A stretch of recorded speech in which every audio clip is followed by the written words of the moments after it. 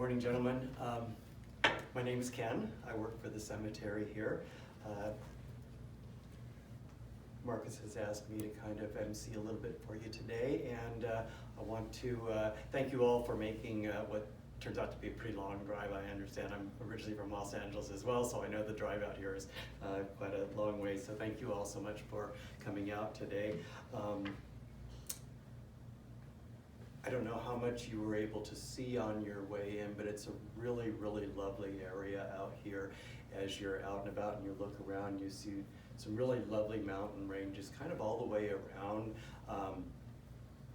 The little mountain range directly to our east here is the western end of Joshua Tree National Park, so it's a really lovely view of the park. If you haven't been out here before and in the future you have a chance to come out and drive through the park and take a look at it, it's really beautiful and a really nice day trip from Los Angeles. So I want to thank you all so much for coming and celebrating Scott Dozer's life. Marcus picked a really, really special place for both he and Dozer's resting place, and I admire him for doing that. Going to be kind of casual today. I'm not a minister, and I think that's the way Marcus likes it, and so really very casual, but this is really going to be about Dozer and about you and your love and your friendship and your relationship to him. So at this point, I would like to ask if there's I think as we're casual, you may not want to come up to the podium, but you can if you like. I would like to ask if there's anyone who would like to say a little bit about your feelings about Scott, and I can go first. I'll go first. So. You're welcome to come up here if you like. If you like to do it from where you are, I can do it from there. That's fine.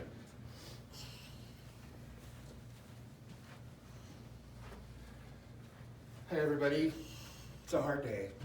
We loved him very much, and we'll miss him. For me, it was Scott and I became friends by me bullying you into letting me come visit and to kind of get to know him, and we really clicked.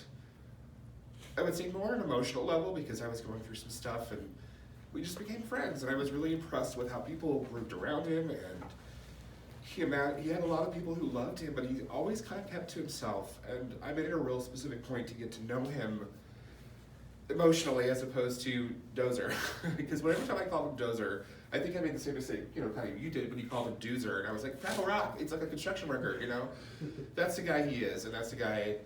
I was like, I want to get to know Scott. Like, I like the internet persona, but I'm gonna barge through that because everyone knows you're pretty. And I want to know you as a person, so I got to learn all about Scott and the horn and growing up in Maine and hearing about his life, and we kind of joked about, I grew up in the South, so we were always kind of teasing each other that we were born in the backwoods, those kinds of things, and I have a lot of cheerful, happy memories of Scott. I have and I have good ones that revolve around him coming to my needs when I was in trouble and I was having bad times. He would always show up, no matter what. How can I help? That was how he was to me. It was, how can I help? What do you need from me right now? Scott was a very selfless person. He was a very lovely person, and he's a person that I'll never forget him.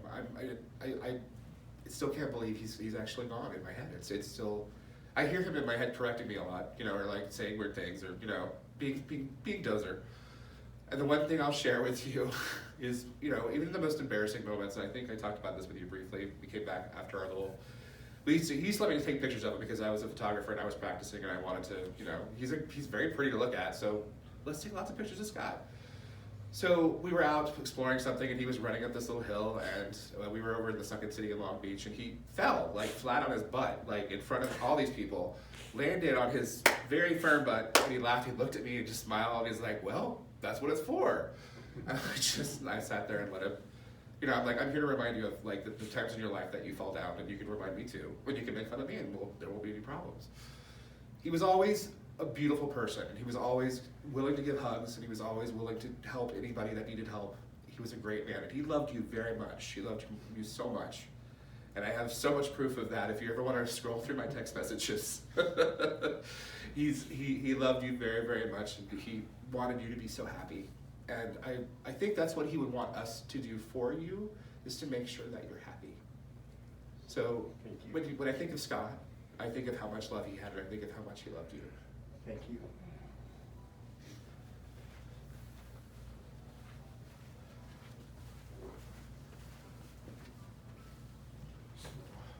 Thank you so much.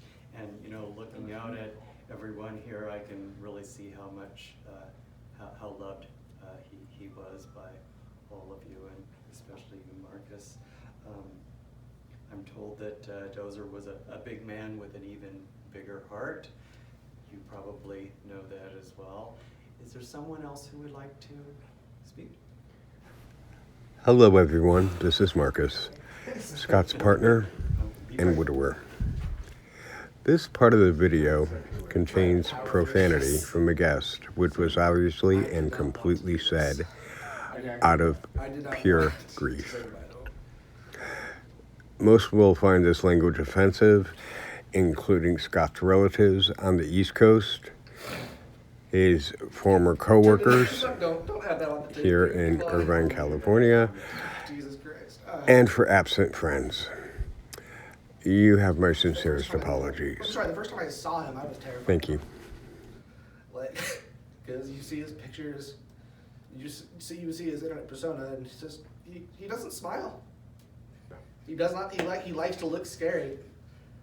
And that's all I know him for, was, you're pretty, but I'm never gonna talk to you. But then you guys wanted to move to Los Angeles, and I was like, well, fuck it, I'll say hello to him. And he, right out the gate, just the friendliest, cuddliest.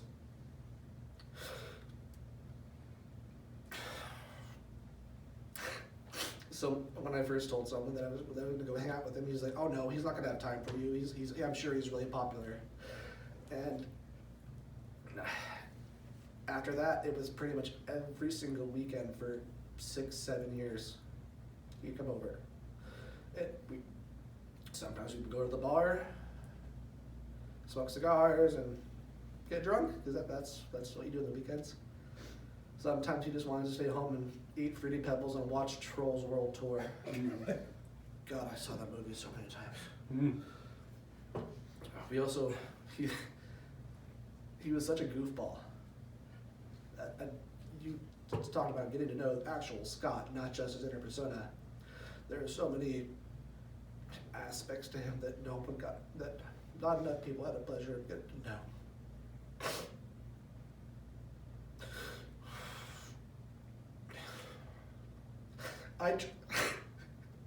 I tried writing an actual speech, and I could not. I didn't know how to. I didn't know how to summarize him as a person, or my relationship with him in a few paragraphs. At least not without sounding really corny. The last time I got to spend time with him, we were supposed to come out here to Palm Springs and go to a pool party and have fun, but we didn't get to because I forget why our plans fell through. So he bought a big inflatable pool, and we spent the entire weekend just hanging out in that. Because that's what Dozer does. Is he does whatever he can to just make people smile and make people happy. He was selfless.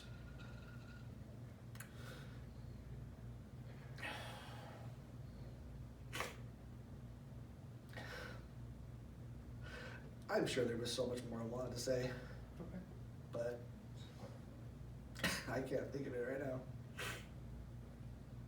So, yeah, I guess that's it for now. Thank you, Whit.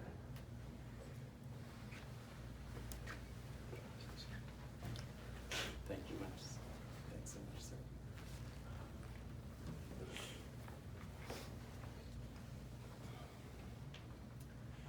So I wasn't going to do this because I was terrified. But after hearing Mike and his story about how selfless he was, and Glenn too, about all the things that were left unsaid about him, all the things that we could say about him, I too tried to write a speech and get like one paragraph down and break down and start trying. And then move on to another subject, I just couldn't do it because my mind was all over the place thinking about different times that I had with him.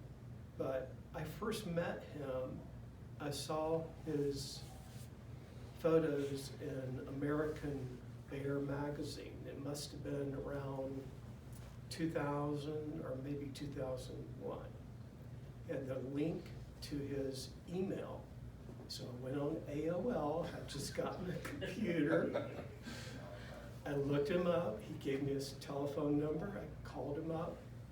I said, sure, come to Port Charlotte, where he lived, and stay, for a week. And it was Easter Sunday, he was playing the trumpet. I'd never met anybody that played the trumpet for the Easter service. And he and two other musicians were playing trumpet that weekend. But we had a blast. We had a really good time. I met his dogs. And the thing I felt about Dozer Scott is I think he wanted basically 4 things in life: a good dog, good friends, a community that he can support, and somebody to share that life with. And I also remember times before Marcus came out that he had introduced me to Facebook because I was not going to get on Facebook. He said, oh, you can friend this person, friend this person. I got so many introductions from people through him that were, good people who all knew him. But he was never a person to let that popularity go to his head at all. That's the one thing that I really admired about him the most, because he was just modest. He didn't want people to make a big to-do over him. Ironically, he felt that he wasn't anything special. And I think he told me at one point, growing up, he was surrounded by a lot of uncles in his life, and that he used to sit in the middle of the room like he was invisible, and all these people around him were talking. And I think that's what created him to being the person that we all know him as. He's just like the person who's in the center of the room that everybody is, entertained by. But there were times I'm kind of a people pleaser, so I wanted to please him and give him whatever he wanted or needed, and he would always say, "It's all good." So that's kind of the lesson that I learned from him, was to be less needy and to realize that the best things in the world are the love that you get from your friends. Beautiful, thank you.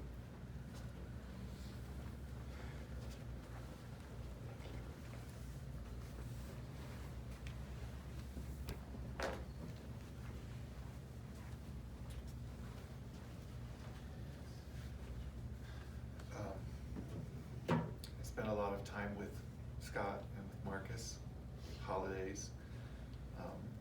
Got to know my dogs, Victor and Gerda, and I got to know Zeus. I think you can't say it about a lot of people, but Dozer was definitely one of the people that you could say, I don't recall an unkind word. So if he had any, he must have saved them just for you in private, because he certainly never said them out where anyone else could hear them. I will always appreciate that he made me realize that men of our size can still wear Daisy Dukes and get away with it. And yeah, we both had our band camp stories. We almost, I mean, I was a little further south growing up in Delaware and he was in Maine, but you know, that sort of small eastern state lifestyle, we had a lot of parallels, and I understood a lot of that. And I know that he had some rough times growing up, and I think that it shows that you can be a good person at your core no matter what, because to know him as an adult and realize what he went through as a child, it's quite impressive. That's just how strong. And you maybe wonder, like, what if he'd had this wonderful loving supporting growing up the whole time? Like, what would he have been capable of if this is what he was able to be, and as giving and caring as he was able to be with that history? And I think that's what we'll miss, and what we have to remember is that we keep him alive through our memories of him, and we do him honor by doing our best to do and behave like he did and try to be kind to each other. And I will say that I think that he had a look. There was a look that he would give where you kind of realized he may have wanted to say something, but he wasn't going to because he doesn't say it. But he had that expression on his face that's just like, okay, I get that, like, whatever nasty thing I just said you agree with, but you're not going to admit that you agree with it. So, but I think that we honor him by embracing as much of that sort of dog-like unconditional love and kindness that he had. So let us keep him in our hearts and our memories for all of our lives, and that's how we keep him with us and keep him going. And thank you for sharing him with us.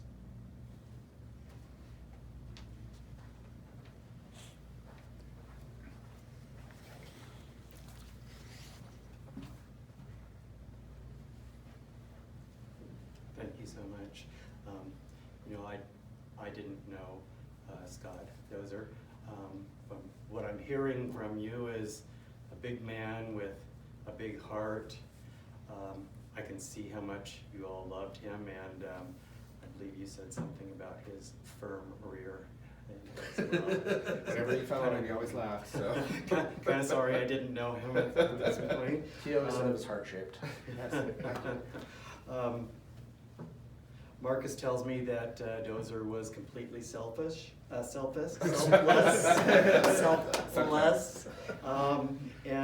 that he was always putting his everyone else's needs in front of his own, and he was really good at making everyone feel loved and valued. I can see that in all of you and hear that in all of you as well. Is there someone else who would like to speak?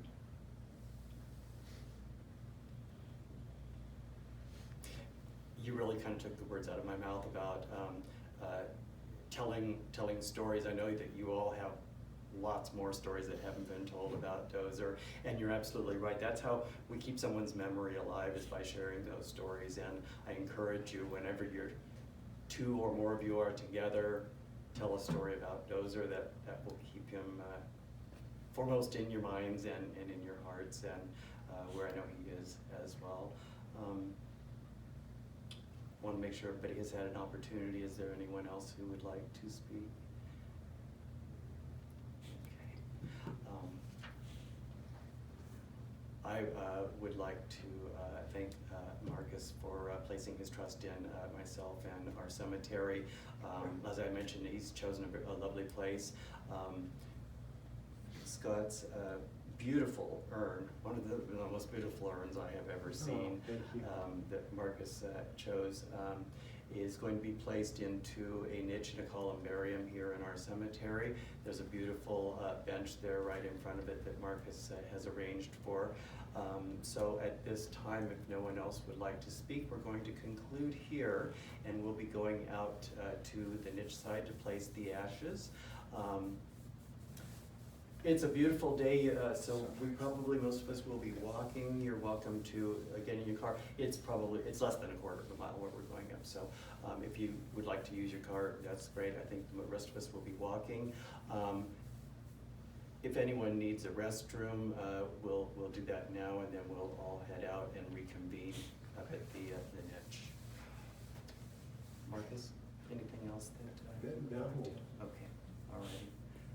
folks, thank you so much. And like I said, if you need a restroom, this would be a good time, and then we'll head back out to the columbarium.